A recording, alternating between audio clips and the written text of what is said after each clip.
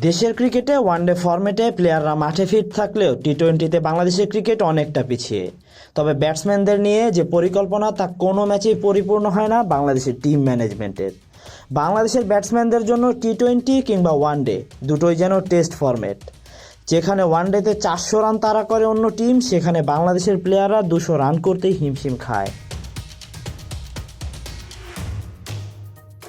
ক্রিকেটের সবচেয়ে এক্সাইটিং টি-20 ফরম্যাটেও একই অবস্থা যেন বাংলাদেশের ক্রিকেটে, যেখানে ভিন্ন চিত্র দেখাচ্ছে অস্ট্রেলিয়া ও ভারত। আন্তর্জাতিক স্বীকৃত টি-20তে এখন পর্যন্ত সবচেয়ে বেশি রান করা টিম ভারত 297 রান করেছে, তবুও বাংলাদেশের বিপক্ষে। সেখানে জবাবে 164 রানেই শেষ হয় বাংলাদেশের টি-20 ম্যাচ।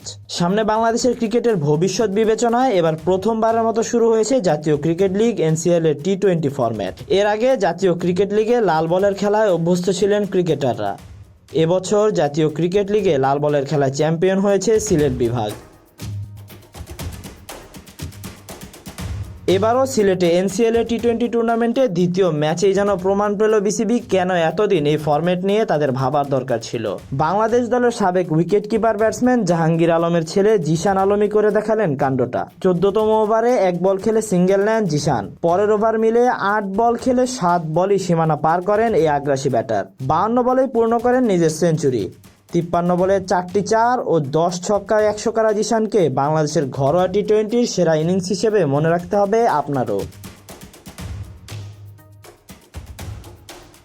205 রানের টার্গেটে ব্যাট করতে নামা ঢাকার এক্স ফ্যাক্টর ছিলেন অনূর্ধ্ব-19 দলের অন্যতম সেরা ব্যাটসম্যান আরিফুল ইসলাম। 46 বল খেলে 96 রানের এক টর্নেডো ইনিংস খেলেন আরিফুল। তার এই আগ্রাসী ব্যাটিং যেন কাঁপুনি ধরিয়ে দেয় বিপক্ষ দলের বোলারদের। ইনিংসের শেষ বলে 6 মেরে জয় তুলে নেন ঢাকার ব্যাটার শুভাগত হোম। দেশের ক্রিকেটের এই নতুন যাত্রায় ব্যাটসম্যানরা নতুন করে সাজাক নিজেদের ইনিংসগুলো, যাতে টি-20র এই ফরম্যাটেও আগ্রাসী বাংলাদেশকে দেখতে পায় ক্রিকেট ভক্তরা। Tahsin Ahmed, BD archive.